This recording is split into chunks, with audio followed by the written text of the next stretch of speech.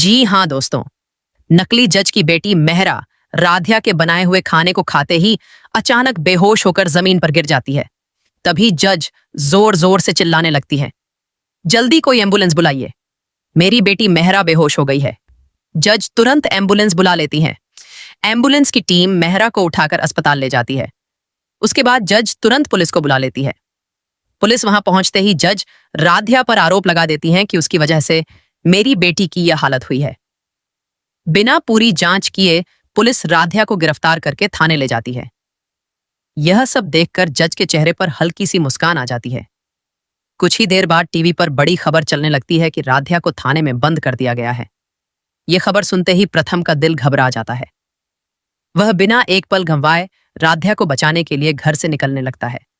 तभी दादी उसे रोक देती हैं और कहती हैं, तुझे कहीं नहीं जाना है।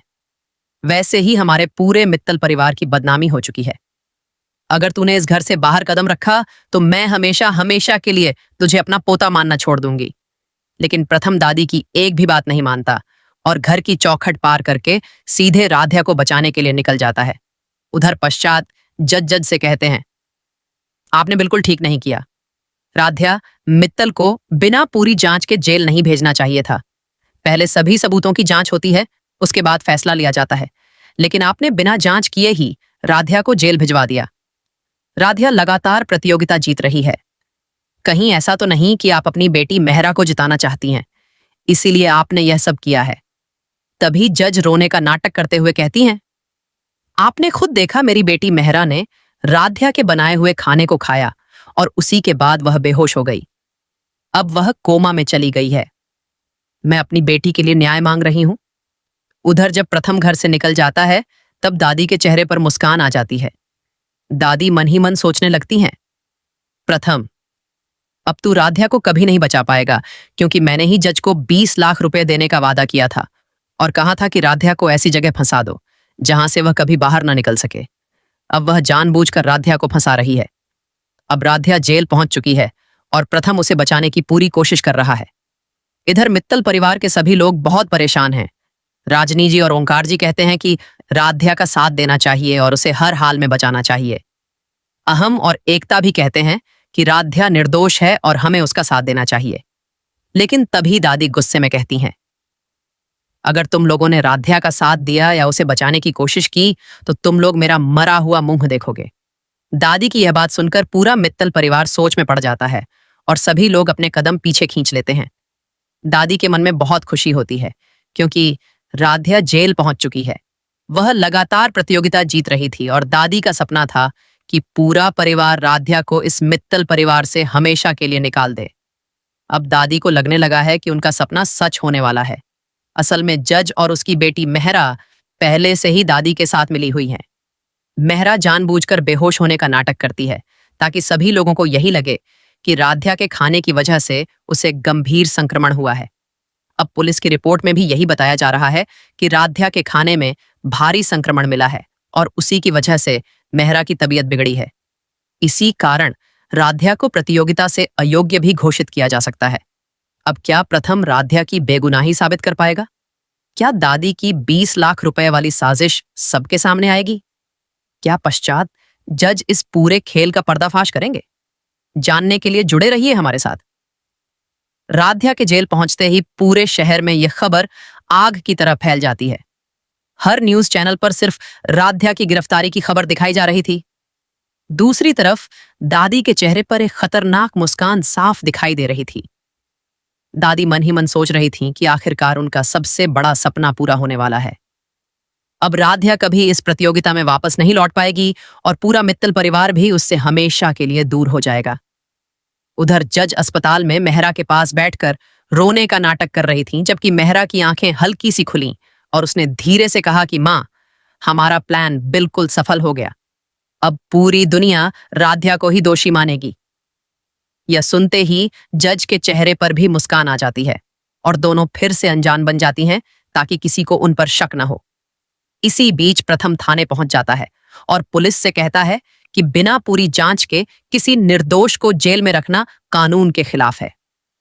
लेकिन तभी पुलिस अधिकारी कहता है कि अस्पताल की शुरुआती रिपोर्ट में राध्या के खाने में संक्रमण होने की बात सामने आई है, इसलिए फिलहाल राध्या को रिहा नहीं किया जा सकता। राध्या यह सब सुनकर भी बिल्कुल नहीं घबराती। वह आत्मविश्वास के साथ कहती है कि सच ज्यादा देर तक छिप नहीं सकता। जिसने भी यह साजिश रची है वह बहुत जल्द सबके सामने आएगा। उसी समय पश्चात जज को एक गुमनाम लिफाफा मिलता है। जैसे ही वह उसे खोलते हैं, उनके होश उड़ जाते हैं। उस लिफाफे में एक पेन ड्राइव और कुछ तस्वीरें होती हैं। तस्वीरों में साफ दिखाई दे रहा था कि प्रतियोगिता शुरू होने से पहले कोई व्यक्ति चुपके से राध्या के खाने के पास गया था। पेन ड्राइव के ऊपर सिर्फ एक लाइन लिखी थी, अगर सच जानना है तो यह वीडियो सबके सामने चलाइए। पश्चात जज तुरंत समझ जाते हैं कि इस पूरे मामले में बहुत बड़ी साजिश छिपी हुई है। दूसरी तरफ दादी अभी भी मुस्कुरा रही थीं, क्योंकि उन्हें पूरा विश्वास था कि उनकी चाल कभी पकड़ी नहीं जाएगी। लेकिन उन्हें यह नहीं पता था कि सच उनके दरवाजे तक पहुंच चुका है। क्या पेन ड्राइव में दादी और जज की साजिश कैद है? क्या प्रथम राध्या को जेल से बाहर निकाल पाएगा? क्या मेहरा का झूठ पूरे देश के सामने बेनकाब हो जाएगा? जानने के लिए जुड़े रहिए हमारे साथ।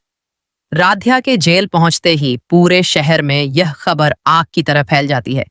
हर न्यूज चैनल पर सिर्फ राध्या की गिरफ्तारी की खबर दिखाई जा रही थी। दूसरी तरफ दादी के चेहरे पर एक खतरनाक मुस्कान साफ दिखाई दे रही थी। दादी मन ही मन सोच रही थीं कि आखिरकार उनका सबसे बड़ा सपना पूरा होने वाला है। अब राध्या कभी इस प्रतियोगिता में वापस नहीं लौट पाएगी और पूरा मित्तल परिवार भी उससे हमेशा के लिए दूर हो जाएगा। उधर जज अस्पताल में मेहरा के पास बैठकर रोने का नाटक कर रही थी, जबकि मेहरा की आंखें हल्की सी खुली और उसने धीरे से कहा कि मां, हमारा प्लान बिल्कुल सफल हो गया। अब पूरी दुनिया, मुख्य जज ने जैसे ही लैब की रिपोर्ट अपने हाथ में ली, वैसे ही पूरे हॉल में सन्नाटा छा गया।